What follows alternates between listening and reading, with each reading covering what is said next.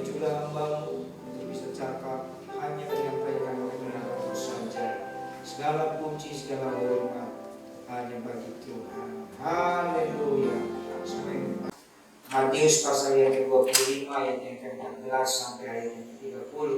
Hari ini sama-sama kita akan belajar firman Tuhan tentang talenta. Dan ini masih ada kaitannya saudara dengan berkat akhir tahun dan berkat awal tahun. Minggu lalu kita sudah belajar sedikit tentang berkat akhir tahun dan awal tahun. Hari ini masih dalam kaitan itu kita akan belajar tentang talenta. Saya bacakan perbuatan saudara perumpamaan tentang talenta.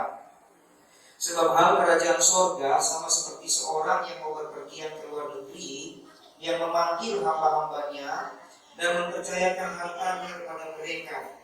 Yang seorang diberikannya 5 talenta, yang seorang lagi 2 talenta, dan yang seorang lain lagi 1, masing-masing menurut kesanggupannya. Lalu ia berangkat. Segera pergilah hamba yang menerima 5 talenta itu. Ia menjalankan uang itu lalu beroleh laba 5 talenta. Ayat 17. Hamba yang menerima 2 talenta itu pun berbuat demikian juga dan berlaba 2 talenta. Tetapi hamba yang menerima 1 talenta itu pergi dan menggali lubang di dalam tanah, lalu menyembunyikan uang tuannya. Lama sesudah itu pulanglah tuannya hamba-hamba itu lalu mengadakan perhitungan dengan mereka. Hamba yang menerima 5 talenta itu datang dan ia membawa 5 talenta. Katanya, Tuhan, 5 talenta Tuhan percayakan kepadaku. Lihat, aku telah beroleh laba 5 talenta. Maka kata tuannya itu kepadanya, baik sekali perbuatanmu itu, hai hambaku yang baik dan setia. Engkau telah setia dalam perkara kecil, aku akan memberikan kepadamu tanggung jawab dalam perkara yang besar. Masuklah dan turutlah dalam kebahagiaan Tuhanmu. Lalu datanglah hamba yang menerima 2 talenta itu. Katanya, Tuhan, 2 talenta Tuhan percayakan kepadaku. Lihat, aku telah beroleh laba 2 talenta. Maka kata tuannya itu kepadanya, baik sekali perbuatanmu itu, hai hambaku yang baik dan setia. Engkau telah setia memikul tanggung jawab dalam perkara yang kecil. Aku akan memberikan kepadamu tanggung jawab dalam perkara yang besar. Masuklah dan turutlah dalam kebahagiaan Tuhanmu. Kini datanglah juga hamba yang menerima 1 talenta itu dan berkata, Tuhan, aku tahu bahwa Tuhan adalah manusia yang kejam, yang menuai di tempat di mana Tuhan tidak menabur, dan memungut dari tempat di mana Tuhan tidak menanam. Karena itu aku takut dan pergi menyembunyikan talenta Tuhan itu di dalam tanah ini. Terimalah kepunyaan Tuhan. Maka jawab tuannya itu, hai kamu hamba yang jahat dan malas. Jadi kamu sudah tahu bahwa aku menuai di tempat di mana aku tidak menabur, dan memungut dari tempat di mana aku tidak menanam. Karena itu sudahlah seharusnya uang itu kau berikan kepada orang yang menjalankan uang, supaya sekembaliku aku menerimanya serta dengan bunganya. Sebab itu ambillah talenta itu daripadanya dan berikanlah kepada orang yang mempunyai 10 talenta itu. Karena setiap orang yang mempunyai kepadanya akan diberi, sehingga ia berkelimpahan. Tetapi siapa yang tidak mempunyai apapun juga yang ada padanya akan diambil daripadanya. Dan campakkanlah hamba yang tidak berguna itu ke dalam kegelapan yang paling gelap. Di sanalah akan terdapat ratap dan kertak gigi. Amin buat firman Tuhan. Bapak Ibu saudara yang dikasih Tuhan, hari ini saudara, saya mau sama-sama kita terus mempelajari firman Tuhan. Bahwa ternyata saudara, dalam ayat 14 dikatakan hal kerajaan surga seumpama seorang yang pergi ke luar negeri dan memanggil hamba-hambanya. Jadi hari ini kita belajar tentang kerajaan surga.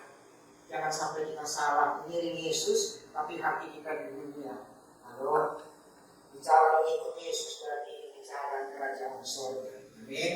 Dan bicara kerajaan surga, hanya satu-satunya pribadi yang berani berkata, aku datang dari surga, aku turun dari atas, dan aku memberkati kamu semua. Itu hanya Tuhan Yesus. Yang lain saudara, belum ada satu jaminan berkata bahwa dia datang dari surga. Dan Yesus selain berkata dia datang dari surga, dia juga berkata aku akan pergi ke surga untuk menyediakan rumah bagi kita. Amin. Berarti ini luar biasa. Dan hari ini kita juga belajar lagi tentang kerajaan surga. Bagaimana supaya kerajaan surga itu ada di bumi? Bagaimana supaya kerajaan surga itu hidup dalam hati kita? Bagaimana sebenarnya kerinduan Tuhan Bagi kita orang-orang percaya, kita menjadi duta kerajaan surga selama kita ada di bumi. Amin. Jadi ini harus jelas sekarang. Dan ini dikatakan waktu Tuhan, ya di sini dalam ayat 14 dikatakan kerajaan surga itu seumpama seorang yang berpergian ke luar negeri dan memanggil hamba-hambanya. Luar biasa saudara. Dan waktu dia panggil hamba-hambanya, dia mempercayakan hartanya kepada mereka. Amin. Jadi waktu Tuhan Yesus memanggil saudara dan saya, ini bicara dia panggil kita itu satu paket dengan dia memperlengkapi kita. Tidak ada orang percaya yang tidak diperlengkapi. Amin. Dan waktu diperlengkapi, kita lanjut lagi ayat 15 dikatakan, yang seorang diberikannya 5 talenta, yang seorang lagi 2, dan yang seorang lain lagi berapa? 1. Jadi ada yang dikasih 5, ada yang dikasih 2, dan ada yang dikasih 1. Masing-masing apa saudara? Masing-masing apa? Menurut kesanggupan. Coba suruh baca ayat 15 tadi. Matius 25 ayat 15. Yang seorang diberikannya berapa? 5 talenta, yang seorang lagi 2, dan yang seorang lagi 1. Masing-masing menurut kesanggupannya. Artinya tidak ada yang tidak dapat. Katakan apa? Artinya tidak ada yang tidak dapat. Semua pasti dapat. Karena semua pasti sanggup. Amin. Jadi tidak ada yang tidak dapat talenta. Ini luar biasa. Dan kalau saudara buka lagi ayat saudara dalam 1 Petrus 5 ayat 10. Kita lihat lagi 1 Petrus 5 ayat 10.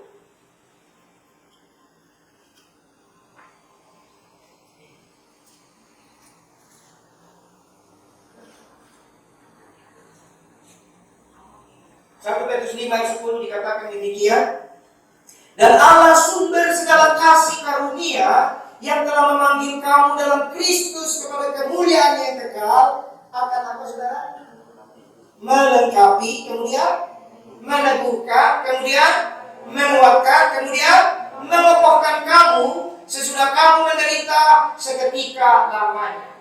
Jadi artinya saudara, Tuhan yang kita sembah dalam 1 Petrus 5 dikatakan, Dia adalah Tuhan sumber segala kasih karunia. Berarti kasih karunia ini dalam segala hal, termasuk apa? Talenta. Dan bicara kerajaan surga, Tuhan itu memperlengkapi. Tidak ada yang tidak dapat. Orang yang sudah terima Yesus pasti dapat talenta. Orang yang sudah terima Yesus pasti dapat kasih karunia. Amin.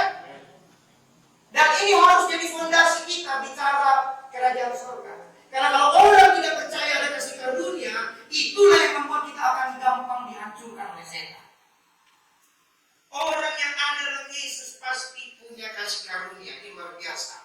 Dan Alkitab katakan kasih karunia yang diberikan kepada kita, saudara, ya dalam ayat ini Allah sumber kasih karunia yang memanggil kamu dalam Kristus kepada kemuliaan. Jadi talenta, perhatikan, kasih karunia, berkat atau apapun itu tujuan Tuhan adalah supaya kita mengalami kemuliaan Yesus. Jadi tidak ada talenta untuk kemuliaan diri sendiri. Saya harus memahami ini dulu. Karena kita bicara kerajaan surga. Semua talenta, semua kasih karunia diberikan Tuhan bagi kita untuk kita mengalami kemuliaan Yesus. Jadi dari sini kita akan belajar bahwa kekristenan yang sesungguhnya bukan untuk kemuliaan kita, saudara. Tidak ada itu. Tapi semuanya untuk kemuliaannya yang kekal. Jadi orang Kristen yang Tuhan lagi rindukan, itu dia menggunakan talentanya, dia menerima talentanya, dia mendapatkan kasih karunia-Nya untuk kemuliaan Tuhan. Amin. Dan bicara kemuliaan Tuhan, saudara, kalau katanya kemuliaan Tuhan, kalau katanya kerajaan surga, berarti surga bertanggung jawab. Dan Tuhan akan melengkapi, ingat baik-baik. Tuhan melengkapi. Apa yang perlu dilengkapi? Kenapa perlu dilengkapi, saudara? Coba saya perhatikan. Kira-kira kenapa saudara perlu dilengkapi? Karena ada. Amin. Jadi kenapa Tuhan bilang dia akan memperlengkapi? Karena dia tahu sudah dia kasih talenta masih kurang. Apa yang kurang? Kita punya gambar diri mungkin rusak. Kita punya uang mungkin kurang. Kita punya pengetahuan mungkin kurang. Itu nanti Tuhan melengkapi. Tapi ingat tujuannya sampai kita semua mengalami kemuliaan Kristus.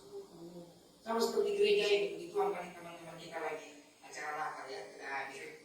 Sudah mulai Natal ya, Desember. Kalau saudara yang hadir dari awal, satu persatu dilengkapi. Waktu kita mulai persediaan tanggung ini belum ada, itu ya. Tuhan lihat kurang. Berjalan 1 bulan ada panggung. Amin. Puji Tuhan, sekarang sudah 1 bulan kita melakukan. Lalu kemudian saudara, kemarin background kita yang ada di depan itu pakai spanduk GBI di sana, karena itu kepentingan peresmian ya. Jadi harus ada logonya.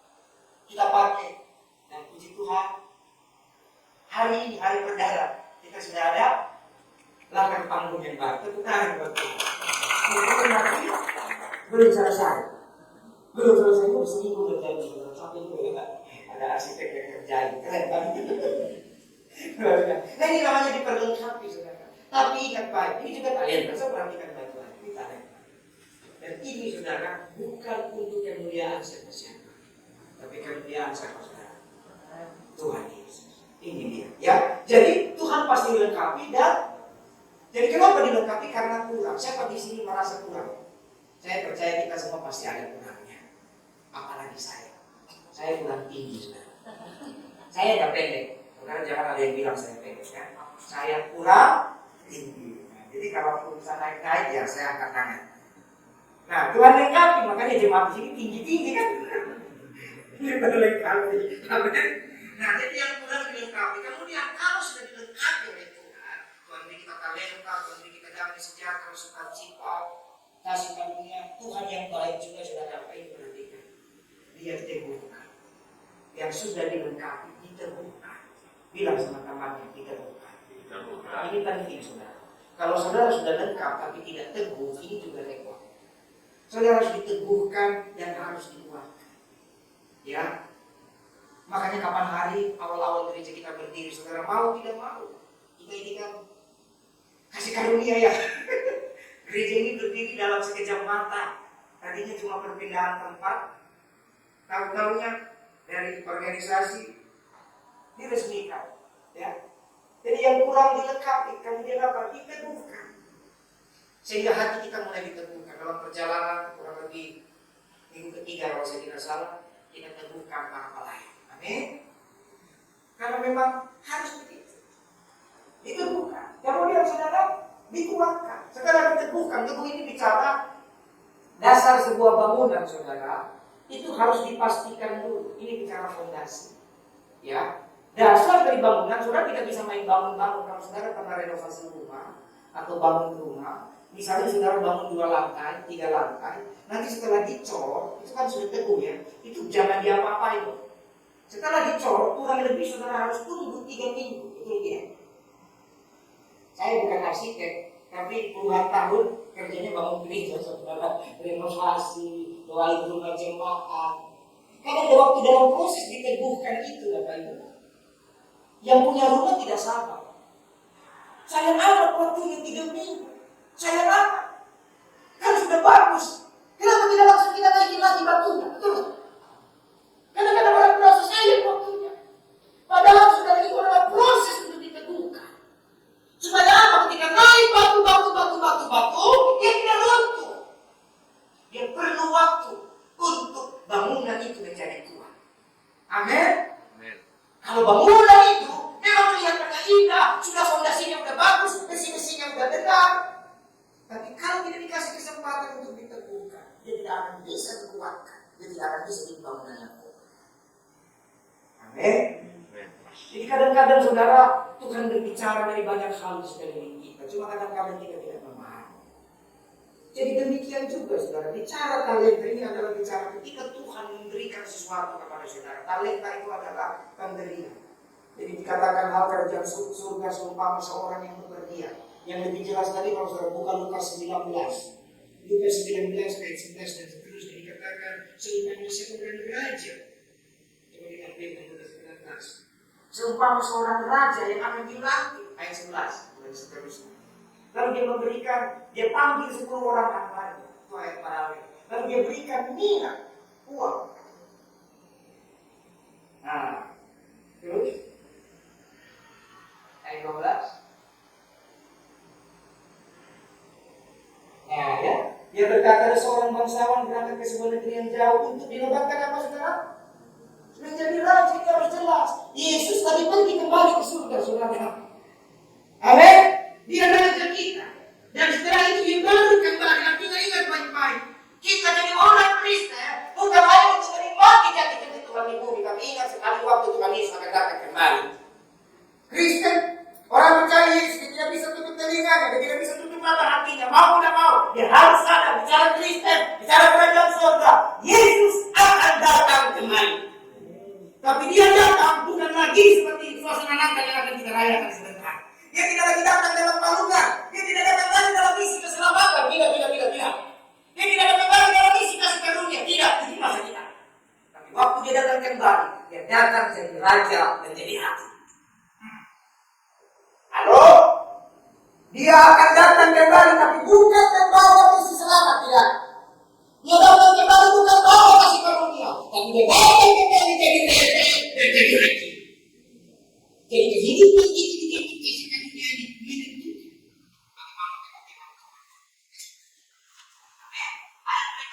Yang memanggil semua orang kepada dan memberikan semua kita jelaskan. Sama kan? Karena mereka katakan berkata sampai aku datang Tuhan. Tapi dia berkata, ternyata Tuhan itu waktu dia pergi ke surga, dia tidak tinggalkan kita biar. Dia kasih. Baik dalam kitab Matius, maupun dalam kitab Lukas dikatakan dia berikan kepada kita. Jadi kita semua pasti punya sesuatu yang bisa kita kembangkan untuk kemuliaan Tuhan. Tidak ada yang kita punya. Gak ada, saudara. Justru kalau ada yang merasa tidak punya, ayat terakhir berkata-katanya apa tadi?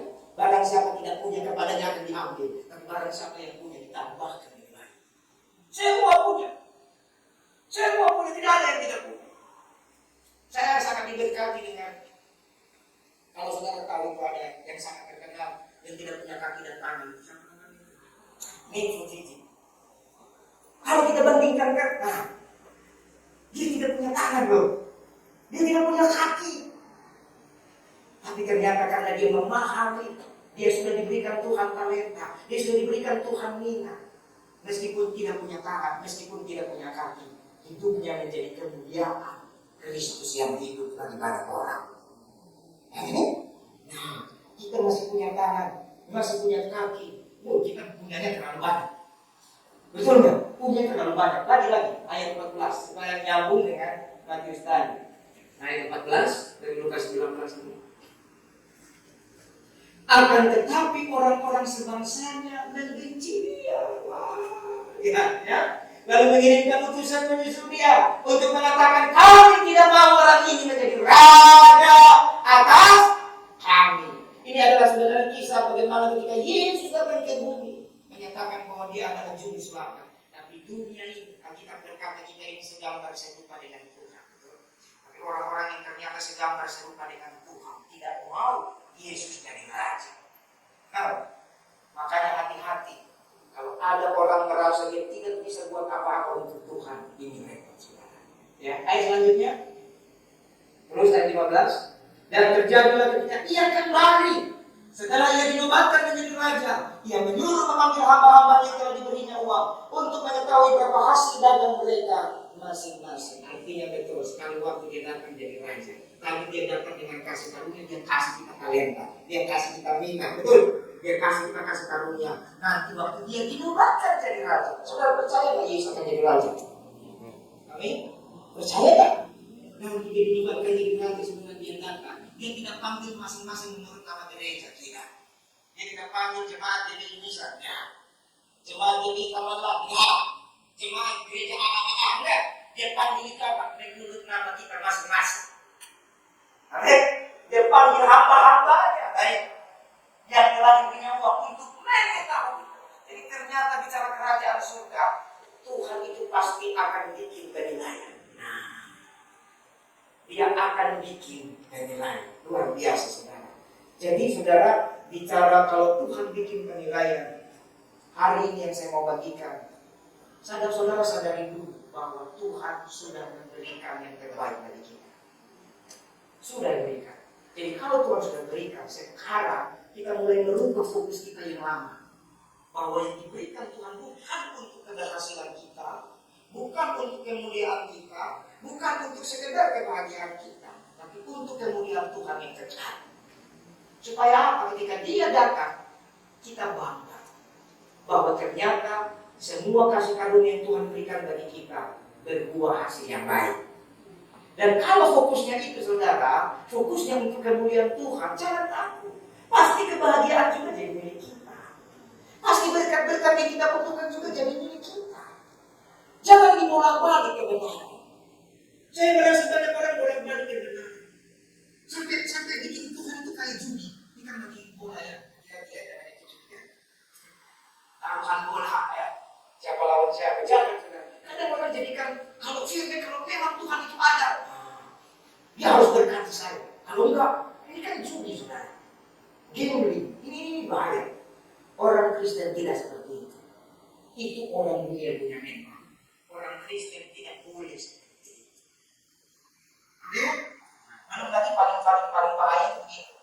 Seringkali orang Kristen seolah-olah rohani bilang begini. Kalau dari Tuhan, itu pasti baik. Berarti kalau nggak baik, berarti bukan dari Tuhan. Kalau dari Tuhan nanti semua lancar. Hati-hati sudah. Nah, di sini ada banyak yang bekerja, ada banyak usaha, dari usaha kecil sampai usaha biasa. Semua pengusaha berharap yang baik. Betul kan? Tidak ada pengusaha harapnya hancur kan? Tapi begitu proses berjalan dengan baik, ya kadang baik, kadang banyak drama. Betul kan? Tapi apakah ketika banyak drama usahanya berhenti? Tidak. Kenapa usahanya jalan terus? Karena dia punya fokus. Dia harus berhasil. Betul. Begitu juga. Tidak ada itu satu ayat bahwa kalau dari Tuhan, tapi bukan dari Tuhan semua lancar. Yesus itu bukan lagi dari Tuhan, dia Tuhan. Tapi dia turun di bumi, tidak ada lancar-lancarnya. Betul nggak? Yesus turun di bumi tidak lancar. Masa seorang lagi lahir di panggungan? Coba saya pikir. Sebentar lagi kita Natal, tanggal 18 ya. Nah, sekali kemudian tanggal 18 minggu ketiga, jam 4 sore. Nah, temanya belum dibuat karena masih persiapan. Jadi saudara, Yesus datang tidak lancar. Masa raja pemilik bumi, pemilik surga, pemilik neraka, pemilik alam semesta datang lahir di palungan. Betul nggak? Saya saja saudara tidak punya apa-apa. Saya ingin anak saya lahir baik-baik. Tapi memang kasih karunia Tuhan, lahirnya ikutin Tuhan Yesus. Yesus lahir di palungan, anak saya lahir di mobil, kan begitu. Tapi artinya kita mau lahir yang baik. Ini raja lahir di mana? Udah lahir di palungan. Yang kasih persembahan, kalau saudara baca ya, nanti dalam kotanan. Yang kasih persembahan itu siapa? Orang tidak percaya. Orang majus. Yang kasih persembahan, yang kasih kebenaran murid itu orang tidak percaya. Serius ya, saudara? Saudara berharap yang kasih kado waktu anak saudara lahir, saudara, ponakan, ipar ya, kalau yang kasih tetangga-tetangga yang tidak kenal. Belum berkat nggak kasih sedikit. Masih berbicara dengan yang kasih persembahan itu orang majus. Justru orang tidak percaya, orang majus itu orang percaya. Mereka itu tahu karena Tuhan menggoncangkan seluruh dunia dengan kelahiran Yesus. Tuhan juga selain bicara lewat Nabi Yesaya dalam kitab Alkitab, Tuhan juga bicara kepada ahli nujum. Mereka punya ilmu bintang, betul kan? Ahli majus itu dengar suara Tuhan dari ilmu bintang. Tuhan bicara dari kepercayaan mereka. Artinya Tuhan juga bisa bicara pakai kepercayaan apa saja. Dan gara-gara bintang itulah mereka mengikuti bintang itu. Dan bintang itu ya, ketika saya bilang di situ, mereka seperti suara. Karena mereka tahu itu Tuhan. Mereka yang kasih persembahan.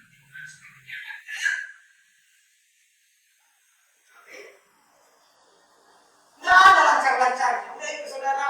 Jadi apa Tuhan ini? Tukang kayu, aduh. Tukang kayu itu aduh. Nah ini ada tukang kayu kita di sini. Nah jadi gara-gara Yesus tukang kayu, kita semua menjadi tukang kayu kan? Sampai ada aksi barusan tadi jam 3:30. Tukang kayu tangannya terpotong. Mana tangannya terpotong? Saking semangat. Artinya apa? Nanti tukang kayu bisa luka nggak? Bisa. Nggak lancar. Tangan dia raja. Aduh, dia raja, tapi tangannya bisa luka. Ini tangan saya ini banyak luka. Bikin pagar sendiri, bikin pintu sendiri. Kalau ini ada ilmu arsiteknya saya, karena apa? Ilmu penghematan. Karena tidak ada duit bayar tukang, triplek bekas, saya paku sendiri, saya bikin sendiri. Akhirnya badan luka lah, kena paku, kena pisau, tidak apa-apa. Itu saudara. Dan Tuhan Yesus akan mengalami luka. Apalagi dia sudah melakukan banyak mujizat, karena lancar-lancar yang perhatikan. Dia lakukan banyak mujizat, ujung-ujungnya dia mati di sana. Lalu, tidak lancar. Jadi saudara harus pelajari bicara kerajaan surga. Lancar tidak lancar, Tuhan menuntut kita untuk mengembangkan talenta itu. Enak tidak enak, suka tidak suka, Tuhan menuntut kita untuk mengembangkan talenta itu. Jadi jangan ada lagi, kalau memang ini dari Tuhan akan baik, kalau bukan dari Tuhan akan ditutup. Tidak saudara, itu firman untuk keadaan yang lain. Amin. Itu mungkin untuk saudara berbisnis, untuk saudara. Tadi apa? Tuhan akan tanya hasilnya dari mana. Saya mau tanya di sini, ada yang tidak punya talenta? Biar kita selesaikan sore ini. Saya kasih, nggak ada kan? Nggak ada, semua punya. Minimal talentanya apa? Minimal talentanya apa? Kaki. Minimal datang ke gereja. Talenta saudara. Ya, jadi saudara luar biasa. Sepahamnya. Kemudian saudara lihat lagi dalam Matius 25 ayat 16, termasuk poin berikutnya. Ayat 16 dikatakan, segera pergilah hamba yang menerima 5 talenta itu. Ia menjalankan uang itu lalu beroleh laba 5 talenta. 17, hamba yang menerima 2 talenta itu pun berbuat demikian juga dan berlaba 2 talenta. Ini artinya apa? Orang yang menyadari bahwa sekali waktu Tuhan Yesus akan datang kembali dan menuntut, dia ingin tahu berapa yang kita kerjakan, berarti dia mulai bergerak. Katakan lagi, bergerak.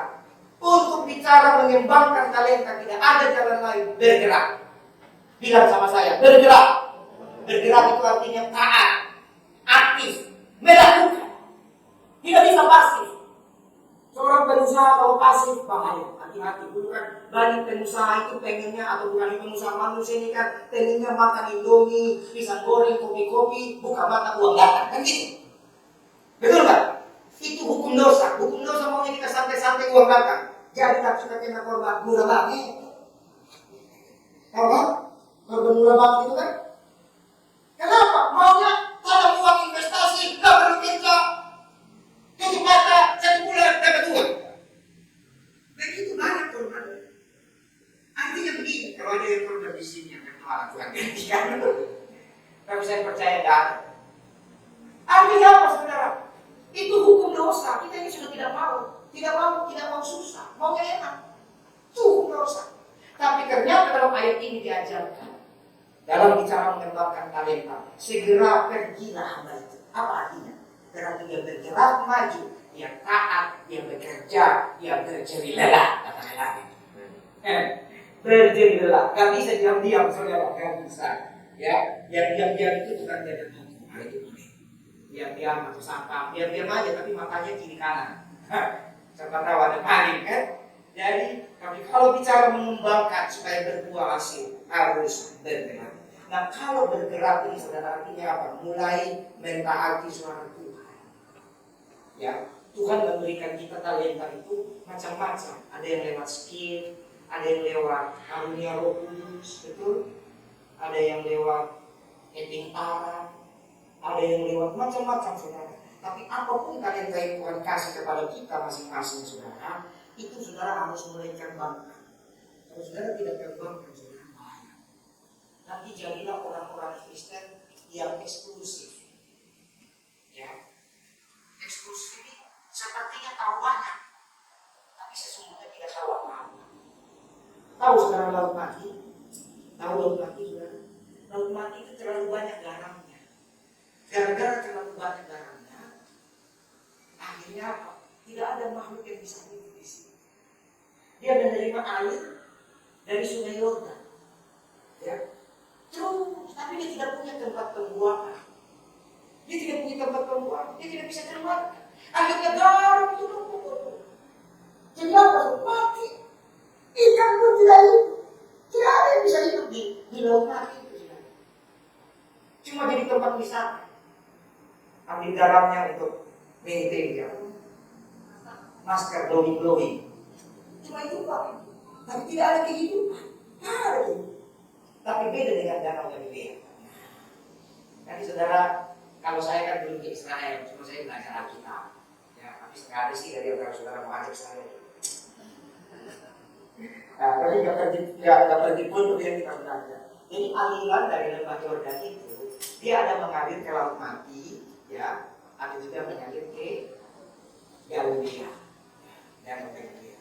Dan itu juga sebenarnya simbol. Semenjak kerajaan Israel terbelah dua, ada kerajaan sebelah utara dan kerajaan sebelah selatan.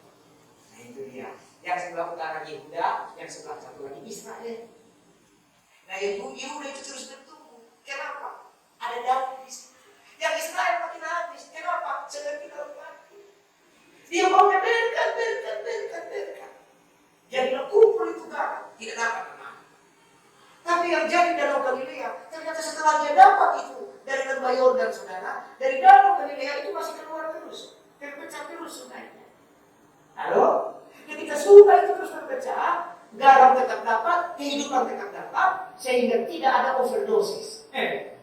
Betul? Nah ini saudara. Jadi kekristenan juga itu sudah dilambangkan sampai bicara kerajaan Israel, itu melambangkan banyak hal dalam kerohanian. Jadi saudara, kita harus mulai belajar percaya bahwa Tuhan sudah kasih kepada kalian harus digerakkan. Karena kalau tidak digerakkan nanti makin repot. Sekarang kita lihat lagi, ya. Terbuka lagi dalam 1 Korintus 12 ayat 11. Ini penting sekali saya sampaikan buat kita saudara, karena gereja kita masih baru, perlu sekali kita merindukan saudara yang punya talenta berikan untuk Tuhan. Amin. 1 Korintus 12, kita lihat ayat yang ke-11, dikatakan begini. Tetapi, atau kita buka dari ayat yang ke-7. 1 Korintus 12 ayat yang ke-7. Ini ayat paralel juga, sesuai dalam Matius 25 tadi. Ayat 7 dikatakan, tetapi kepada tiap orang dikaruniakan pernyataan roh untuk apa? Kepentingan bersama. Jadi kalau diberikan ini, masing-masing menurut kesanggupannya. Bicara kesanggupan itu bicara hati.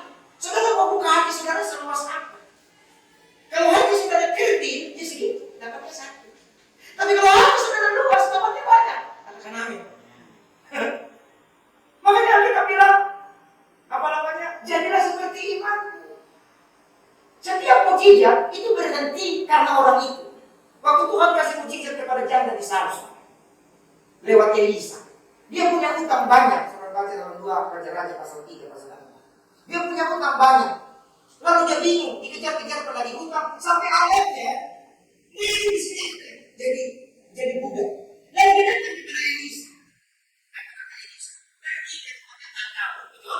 Kumpulkanlah semua tempayan sebanyak yang perlu. Lalu dia kumpulkan. Lalu Elisa bilang begini, tuangkan minyak itu.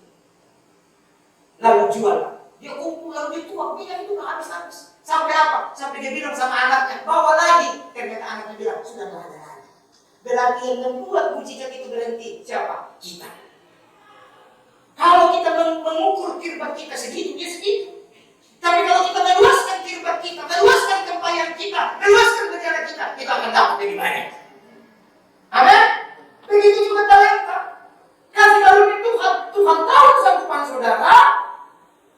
Kalau saudara punya hati terbuka untuk Tuhan. Tapi kalau hati kita egois, lain tantangan-tantangan atau musuh daripada talenta bertumbuh itu apa? Egois. Maunya diri sendiri, maunya menang sendiri. Ini repot. Tapi malam ini saudara, saya percaya Tuhan akan melengkapi saudara. Dan saya berdoa hati saudara luas. Sampai di sini yang maunya cuma 1 talenta, ada? Gak ada. Yang maunya 2, yang maunya 5. Gak ada juga, maunya apa sih? Kalau gak ada juga maunya apa? Artinya Tuhan itu kasih, luaskan hati saudara. Nah, kita lihat lagi 1 Korintus 12 dari ayat 7. Sekarang ayat yang ke-11. Tetapi semuanya ini dikerjakan oleh Roh yang satu dan yang sama, yang memberikan karunia kepada tiap-tiap orang secara khusus seperti yang dikehendaki. Artinya saudara, waktu Yesus masih belum mati di salib, talenta dalam Matius 25, dalam Lukas 19 itu lebih banyak bicara hal-hal jasmani.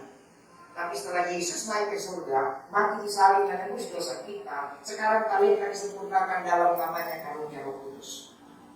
Saudara harus paham dulu ya. Jadi sebelum Yesus mati, dia bicara talenta itu bicara pengetahuan, kemampuan dan gagalan hal-hal jasmani. Tapi setelah Yesus mati disalib menebus saudara dan saya, dia selesaikan hukum dosa, dia naik ke surga, dia berikan kita Roh Kudus. Jadi selain talenta yang urusan jasmani, dia berikan juga kita kasih karunia, urusan Roh Kudus. Jadi ini satu benang merah, jalan terus. Jadi sudah pasti kita juga pasti punya karunia Roh Kudus. Tidak ada yang tidak punya karunia Roh Kudus, pasti punya. Pasti punya. Kita lihat lagi 1 Korintus 12, ayat 12, pasal 12. Ayat yang ke-27. Kamu semua adalah tubuh Kristus dan kamu masing-masing adalah anggotanya. Ayat 28. Dan Allah telah menetapkan beberapa orang dalam jemaat, pertama-tama sebagai rasul, kedua sebagai nabi, ketiga sebagai pengajar, selanjutnya mereka yang mendapat karunia untuk mengadakan jemaat dan mujizat, untuk menyembuhkan, untuk melayani, untuk memimpin dan untuk berkata-kata dalam bahasa. Jadi ada yang ditetapkan sebagai jabatan nabi, rasul, gembala, guru, penginjil. Itu Tuhan tetapkan. Tapi kalau kita dapat dalam penetapan itu, selanjutnya mereka yang mendapat karunia untuk mengadakan mujizat, terus untuk apa lagi? Menyembuhkan, terus untuk apa lagi? Melayani. Nah, ada yang mungkin dia bilang, saya bangsa yang tidak punya kesembuhan apa lagi? Nubuat juga nggak punya apa yang dilakukan kita saya pakai. Bisa ada begitu ya? Tapi ada lagi satu untuk apa? Melayani. Itu juga pekerjaan Roh Kudus. Apa yang melayani? Apa saja?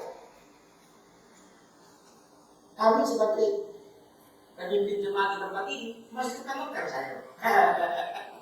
Masih ngepel, susun kursi. Melayani saudara. Amin. Jabatan itu kalau mengerti kemuliaan Roh Kudus, jabatan itu bukan sesuatu yang dibanggakan, tidak. Tapi saudara mengerti bahwa di hidup kita kemuliaan dekat, melayani. Jadi nanti kalau Tuhan bawa untuk mengembangkan talenta jasmani, dia kerjakan. Kalau Tuhan bawa untuk mengembangkan karunia Roh Kudus, kerjakan. Kalau Tuhan bawa untuk mengembangkan melayani, dia kerjakan. Apa saja, nggak apa-apa. Kita bekerja kepada Tuhan yang tidak kelihatan tapi kekal. Apalagi untuk memimpin, melayani, memimpin. Sepertinya bukan urusan Roh Kudus kan? Tapi ingat baik, ini dicatat dalam 1 Korintus 12 yang membahas tentang karunia Roh Kudus. Jadi karunia Roh Kudus itu ada 9. Ada karunia hikmat, ada karunia pengetahuan, ada karunia menyembuhkan, ada karunia mujizat, karunia nubuatan, karunia membedakan bermacam-macam, banyak sekali. Siapa mau dapat karunia Roh Kudus? Saya mau. Kalau saudara mau dapat karunia, tapi konsep yang kita belajar hari ini, mulai saudara kembangkan. Bagaimana caranya? Mulai bekerja, mulai bergerak, mulai lakukan. Dan itulah cara dapat berkat akhir tahun, awal tahun. Amin. Kemarin kita sudah bahas beberapa ya.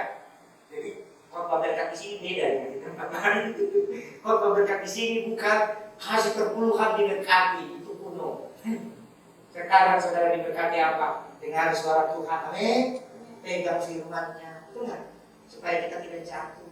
Tuliskan firman itu, berkatakan firman itu, ajarkan firman itu, sudah diberkati. Dan hari ini kita tambahkan berapa? Saudara aktif kembangkan talenta, karunia Tuhan kasih, maka saudara diberkati. Caranya gimana? Nanti tiba-tiba Tuhan bicara di hati. Saya punya kesaksian.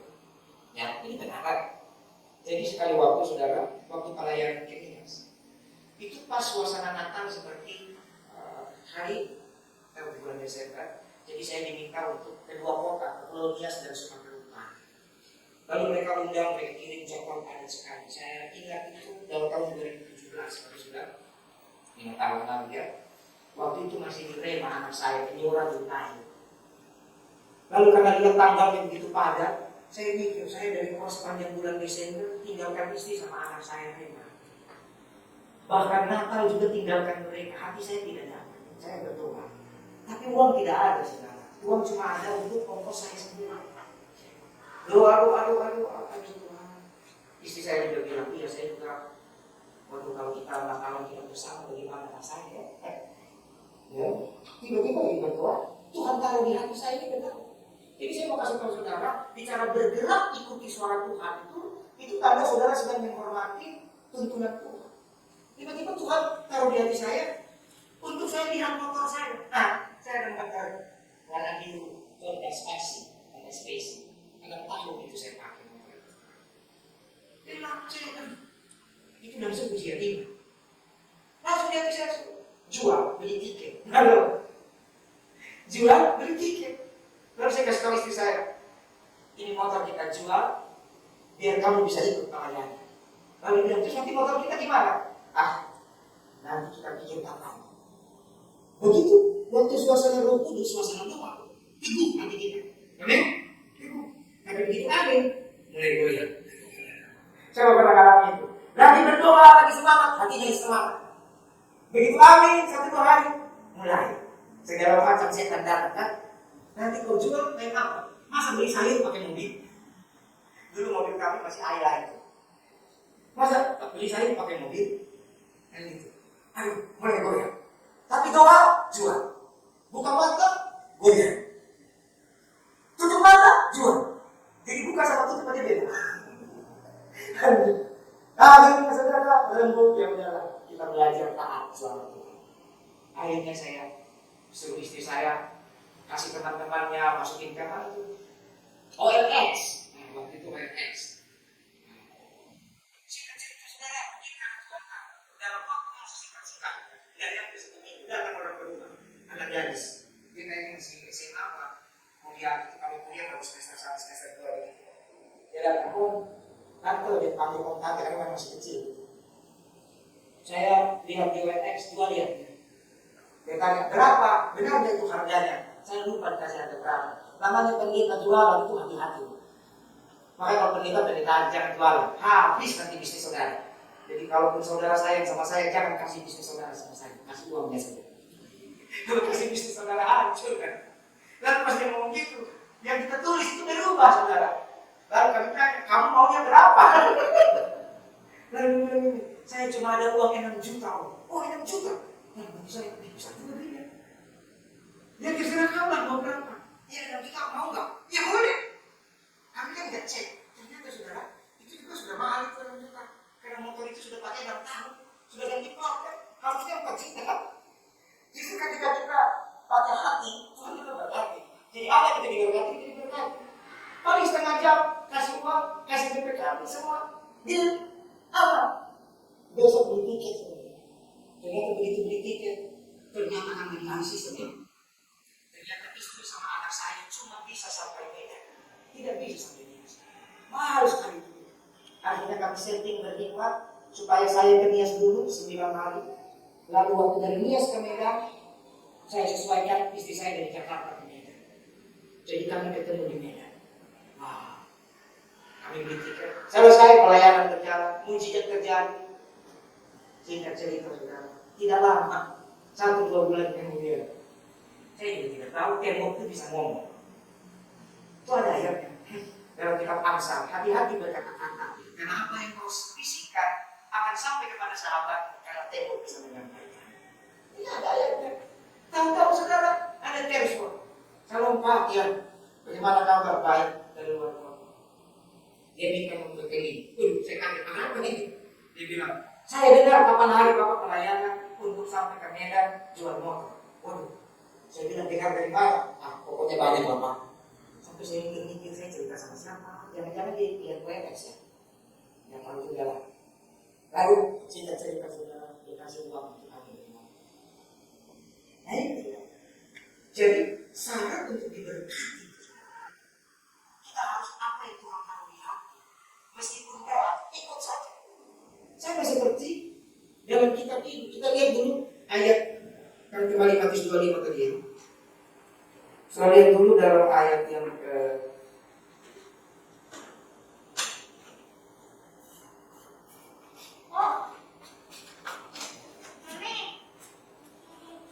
ya, sudah lihat dulu ayat yang ke 24 dan 25.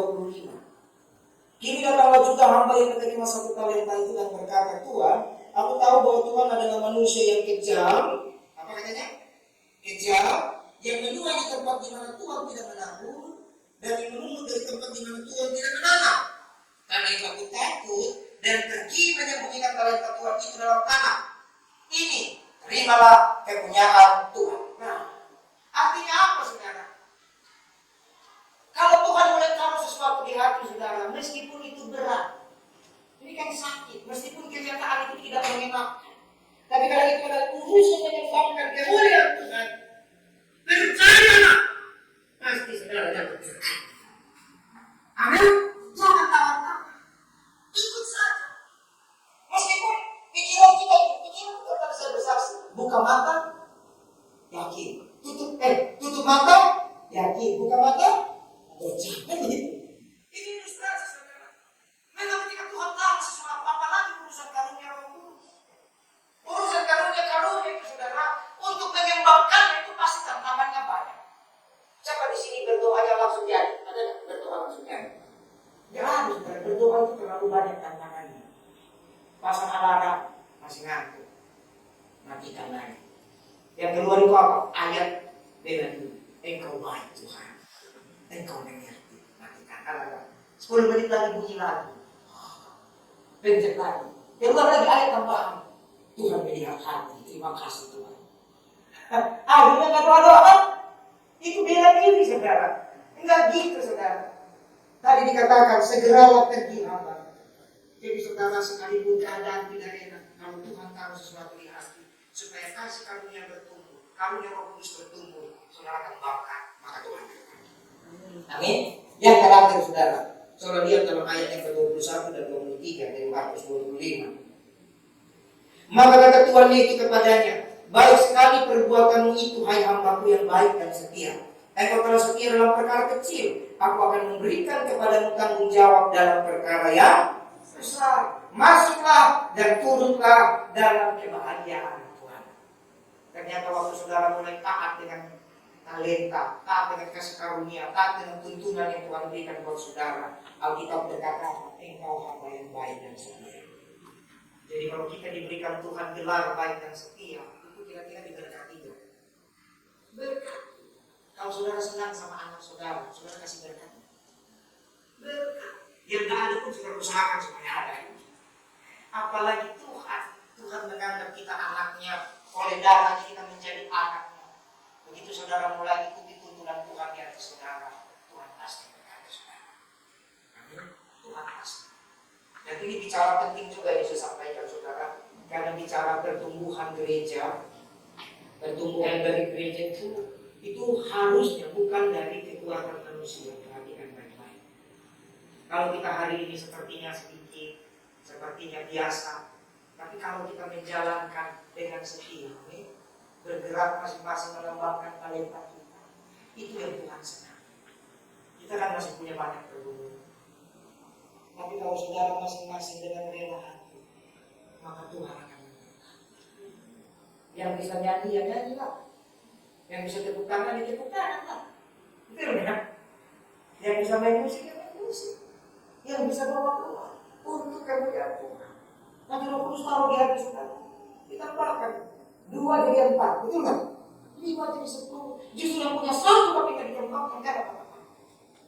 Saya ini dulu bisa semua musik saudara. Itu bukan saya sekolah musik, karena keadaan. Musik yang saya bisa pertama itu cuma gitar.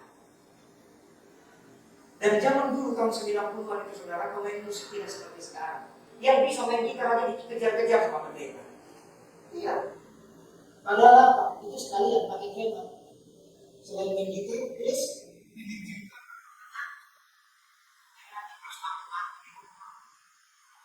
tapi sekali waktu saudara, saya ingat sekali, banyak ada gereja-gereja, dan saya percaya mereka tidak ada maksud jahat. Itu adalah bagian dari proses. Amin.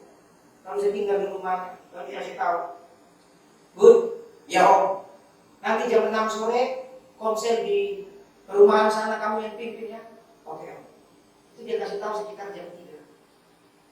Lalu saya santai-santai. Setengah 4 dia tanya, kenapa kamu masih santai-santai? Kan jam 6 Om. Terserah Pak. Jam 4 dia tanya lagi, mau santai-santai, kan jangan lapor. Tapi karena 2 kali bertanya, otak saya boleh jawab. Maksudnya apa ini? Akhirnya saya datang. Kenapa Om? Lebih baik kau jalan sekarang. Jalan kaki. Jadi pergi. Jalan kaki. Tidak dikasih ongkos. Waktu itu ongkos cuma 500 perak, 800 perak. Tidak dikasih Tuhan. Makanya dari jam 3:30 dia suruh kenapa kamu sampai-sampai. Karena jalan. Waduh, gocok tak saudara? Kita tiba-tiba saudara runtuh semua idealisme kita. Pengkhotbah itu pegang kita. Nanti sampai ke rumah jemaat. Salam apa saudara? Jalan kaki. Gak. Itu pembentukan. Saya jalan. Sepanjang jalan itu, apakah mengucap syukur? Tidak. Marah-marah. Karena manusia benar. Dasar kau berbeda. Kalau bukan demi nilai itu saja, lebih tinggalkan rumahmu. Kalau ada, kalau saja orang tua saya terima saya, kalau saja saya punya rumah, mulai kita pakai kalau. Ini repot sekarang. Sekali kalau di setengah jalan, mulai nangis kan? Ikut Tuhan gini apa? Tapi ternyata saudara saya baru itu cara Tuhan. Akhirnya mulai, udah capek, kuat banget. Lalu habis itu lanjut lagi pelayanan lagi di gereja, besoknya lusa. Ada orang bisa main keyboard. Mulai tanya-tanya, kunci di mana? Karena sudah ada dasar gitar, bisa. Habis itu mulai apa? Bahas. Habis itu dia orang main drum. Dulu drum mana ada drum elektrik ya? Dulu drum yang bunyinya tong. Mulai main drum. Kacau. Tapi paling tidak bisa. Sekali waktu ada kakak tambah mesinnya nggak datang sampai. Kayak kita kemarin di sini kan kakak pemain keyboard tiba-tiba sakit. Astaga. Mau cari pemain keyboard di mana? Sudah hari H. Untung bisa. Itu yang namanya kalau kita mau rela sekalipun capek, sakit, berat, tidak ideal, Tuhan akan tambah. Amin. Tuhan akan tambah. Kalau saudara punya hati itu dalam pelayanan, percaya Tuhan tidak akan mendekati dalam setiap usaha dan pekerjaan. Urusan bisnis harus hitung-hitungan, harus. Tapi sama Tuhan cara hitung-hitungan. Dan kalau urusan bisnis tidak hitung-hitungan, nanti saudara juga bisa pulang. Nah, itu bisa dengan percayalah Tuhan yang memberkati. Amin. Saya mau nanti sekali waktu bertemu. Saya akan langsung dalam Tuhan tahunnya 20 tahun. Saya melihat dari anak kecil sampai anak kecil itu sudah bersahabat, saudara saya. Semua bertumbuh. Jadi dalam waktu yang lama kita bisa melihat pertumbuhan. Dan yang kayanya tidak bisa jadi bisa. Tapi ada orang saudara dulu sudah dapat. Tapi dia tidak kembangkan gitu aja. Makanya kita bilang begini, yang terdahulu jadi terkemudian. Yang terkemudian jadi yang kenapa ayat itu ada? Karena saudara masuk aja udah bahagia duluan kan? Belum makan aja, baru masuk di sahur udah bahagia duluan, baru enak sekali. Padahal dan kita menyesal kenapa perut kita cuma segini ya? Karena makanan terlalu banyak tapi tidak bisa. Tapi sudah bahagia, betul kan? Apalagi kalau saudara jadi undangan khusus. Nah, jadi pendeta sedang undangan khusus. Saya nggak undangan khusus, nanti pas undangan khusus saya menyesal kenapa perutku cuma segini. Menunya terlalu banyak. Nggak bisa kita makan semua. Kami pernah doakan orang nikah di JW Mario. Itu kan bintang 5 kan? Wih, itu menunya saudara udah kayak Piala Dunia. 32 negara. Ada semua di sini. Jadi luar biasa. Tapi begitu datang meskipun kita nggak makan semua, kita sudah bahagia. Pulang itu tidur juga senyum-senyum. Bahagia. Bayangkan kalau saudara dibawa masuk dalam kebahagiaan surga. Datanglah kerajaan, jadilah kita.